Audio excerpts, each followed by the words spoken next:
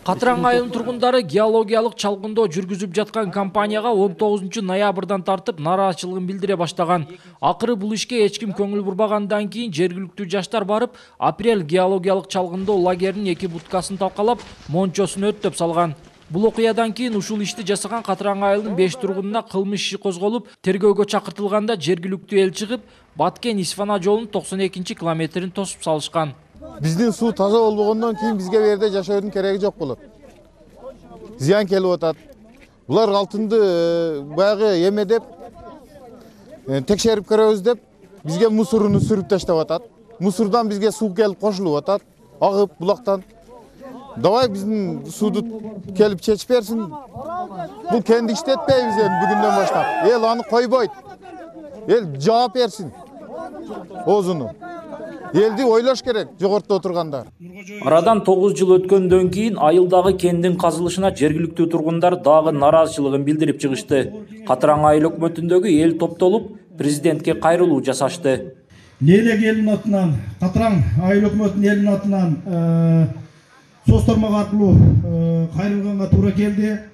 Урматтуу президент, урматтуу төрага, урматтуу премьер-министр, урматтуу депутаттар, мына акыркы биздин Козбаглан дарыясын коргоо максатында элибиз тынчтык максатта чогулуп, ушул президентибизге кайрылып отурабыз. Урматтуу өлкө башчылар, биздин дарыя уулануу коркунучунда турат. Дарыянын башында 62 000 гектар жерди эл алган алдын компаниясы элдин уруксатысыз бийлик менен бирге биздин тоолорубузга кирген атат. Бийлик тарабынан, укук коргоолор тарабынан мыйзамсыз иш аракеттер башталып кетеби деп чочулоо элдин арасында болуп атат. Мына президентибиз дагы президент болгонго чейин өзүнүн көп сөздөрүндө айткан, ушул кенди коруйбуз, экологияны коруйбуз деп биз дагы ушул дал эле ушул убадалар аткарылат. Ушул президент тарабынан, өлкө башчыбыз тарабынан экологиябыз корулуп, сууларыбыз тазагат, алтындарыбыз тонулбайт, элдин үнү угулат деген ойдобуз. Элдин үнүн угуп, ушул Козбаглан дарыясын таза сактап калууга президентибиздин, өлкө башчылардын бардыгынын жардамы зор болот деген үмүттөбүз. Садыр Нуркожоевич, Улукбек Барипов, кеңештин депутаттары Козбаглан дарыясыны сактап калганга жардам бергиле. Бир добуштан Козбаглан дарыясын сактап калабызбы? Калабыз. Козбаглан дарыясынын башында алтынды иштеткенге каршыбызбы? Каршыбыз.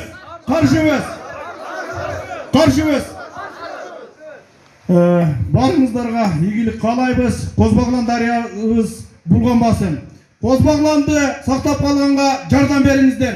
Козбагланды сактап калганга жардам бериңиздер. Козбагланды сактап калганга, таза экологияны сактап калганга жардам бериңиздер.